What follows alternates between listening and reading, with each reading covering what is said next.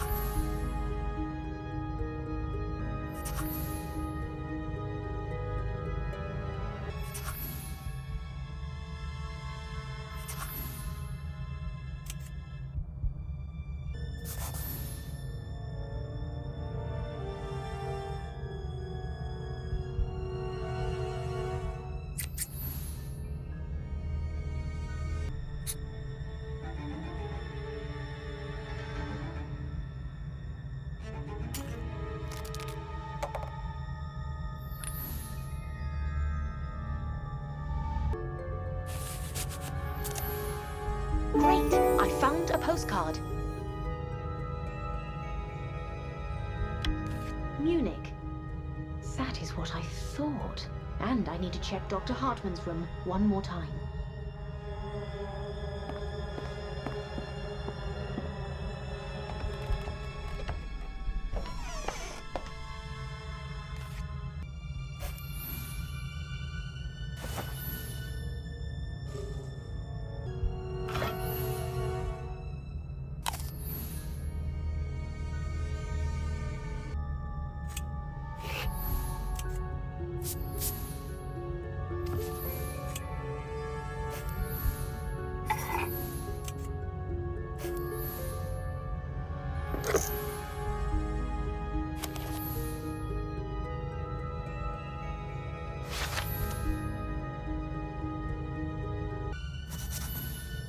Great! I found a letter.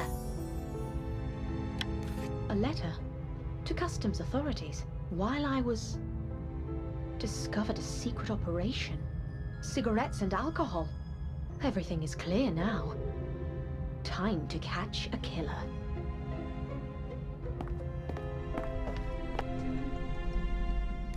Anna, did you find anything?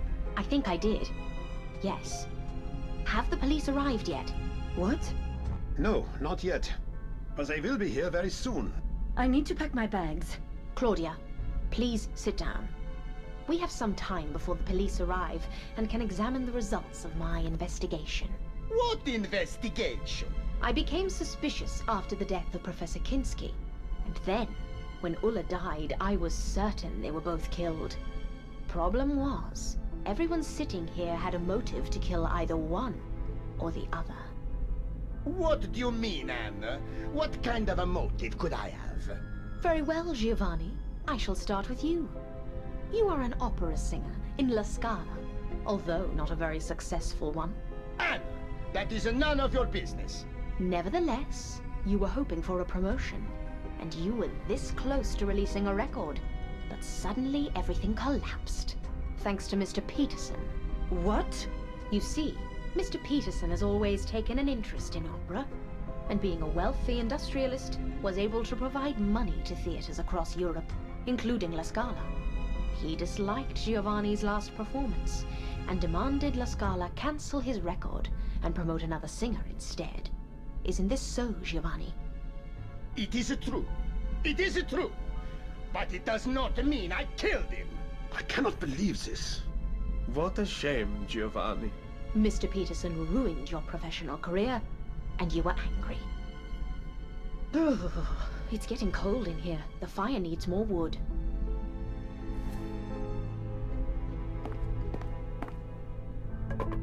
That's better.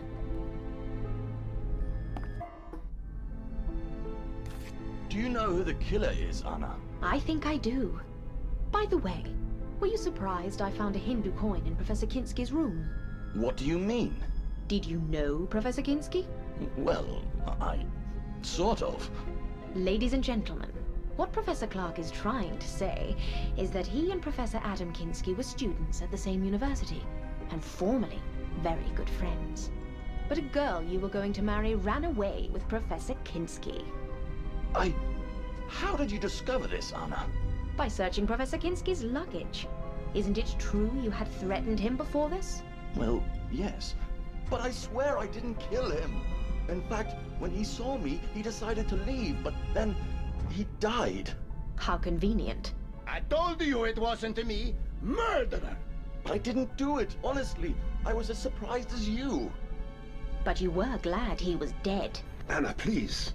Otto, I almost forgot about you. What? Did I also kill Professor Kinski? No. However, you do have a nice little smuggling operation going on here. What? At first, I was confused by all the cigarettes in the cellar, but then I realized. Do you remember the day Dr. Hartman was killed? When he gave a note to me and Walter? Oh my God!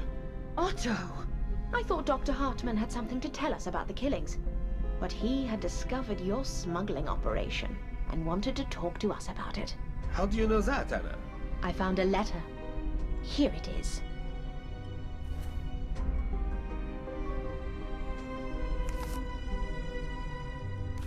What do you think, Father? Well, I don't think what is written here is true. Why?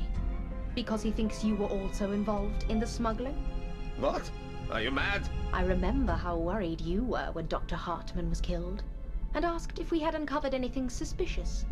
Now I understand your real fear was that we would find out about you. Father, is this true? He was helping Otto to communicate with customers. He travels a lot around this area, and knows local people. Very convenient. And then Dr. Hartman found out, and he died. Anna, it is not what you think. I'm speechless, gentlemen. To kill a man because he uncovered your smuggling operation was cruel punishment. We didn't kill him. In fact, we didn't even know he discovered... Oh, never mind. What a shame. Sadly, it is, yes. Well, Anna, it is a relief to know all the criminals have been found. But now, please excuse me. I need to pack my bag and leave this place as soon as the road is cleared. Well played, Claudia. To be honest, I admire your skill. What are you talking about? Have you seen this postcard?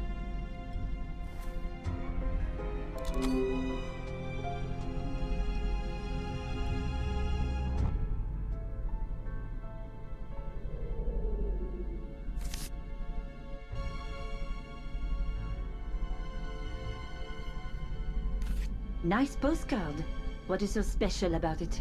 Do you recognize the city? It is Munich. Everyone can see that. I wonder why you have a postcard of Munich. Anna, I do not have time for these silly questions. I must leave. Anna, what are you doing? Let her go. Gentlemen, please, let me tell you Claudia's story. I promise you will not be disappointed. This is ridiculous.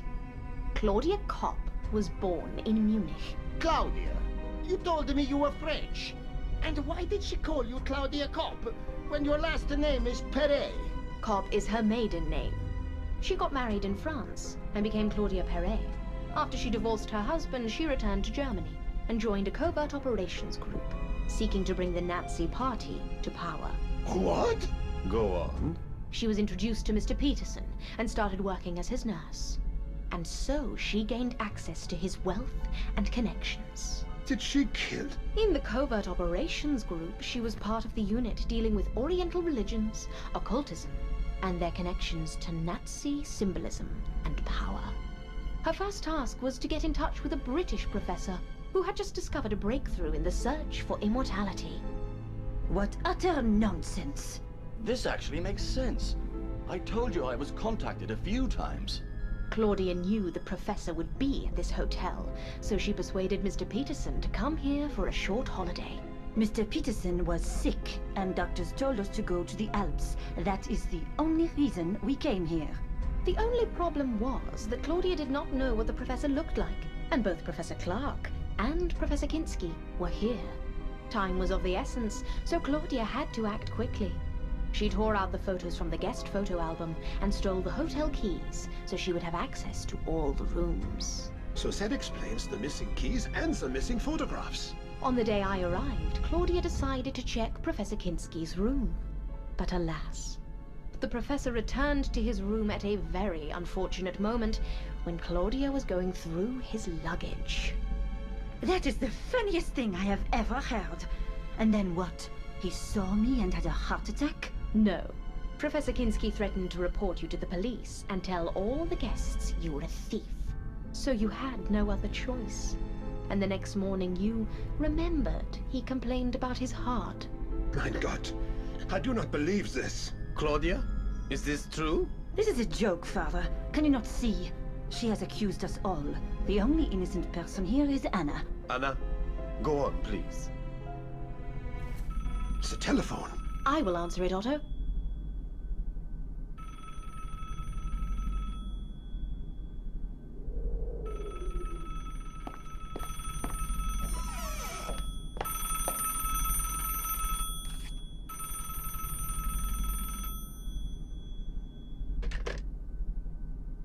Good afternoon. May I speak to Miss Claudia Perry? Who is calling? A good friend. Is she there? Yes, but she's busy. Is she all right?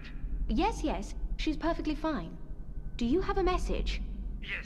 Please tell her that the plans have changed. What plans? She knows. What is your name? Helmut. Tell her Helmut. I will. Thank you and have a good day.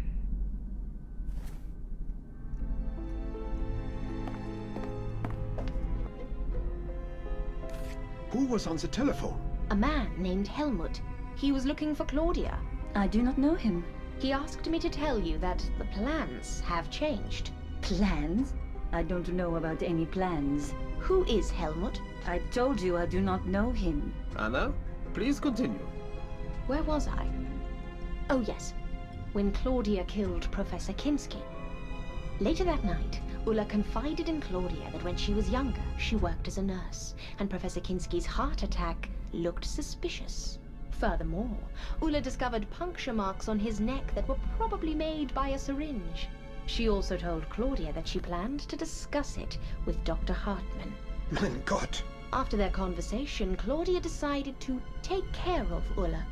She acted quickly, and we discovered Ulla's body later that evening. Complete nonsense. The next morning, Dr. Hartmann decided to investigate. As a doctor, it was obvious to him that something wasn't right, and he suspected that Professor Kinski and Ulla were both killed. Ironically, he discovered the smuggling operation during his investigation. Furthermore, he realized it was run by Otto with the help of Father Lenz. What a shame. As I said, it is not what you think it is. Oh, never mind. Anna, please, continue. Dr. Hartmann wanted to share his findings and wrote 2 notes, one to me and one to Walter, asking us to come to the cellar at 11 o'clock, where he wanted to show us the boxes full of cigarettes. Well, at least Dr. Hartmann wasn't killed by me. On the contrary, Claudia, you knew Dr. Hartmann discovered something, and so you decided to kill him as quickly as you could. You didn't have time to stage another heart attack, so you stole Mr. Peterson's gun, ran to the cellar, and shot him. Later, you put the gun case in Giovanni's room, and the gun in Professor Kinski's luggage. You confused us all. Walter found the body first, and took out his gun, and began to look around. When I entered the cellar, I saw Dr. Hartmann's body, and Walter holding a gun. We argued, and after we searched the cellar, we left and informed everyone of Dr. Hartmann's death. Nonsense! When we announced the death of Dr. Hartmann, it turned out Giovanni was missing a pair of shoes. Professor Clark had mislaid his passport, and Mr. Peterson could not find his gun. Well, now we know what happened to Mr. Peterson's gun. But what about the shoes and the passport? We are almost there, Otto. Be patient, please. Did you find my passport, Anna? Yes, I did. Here it is.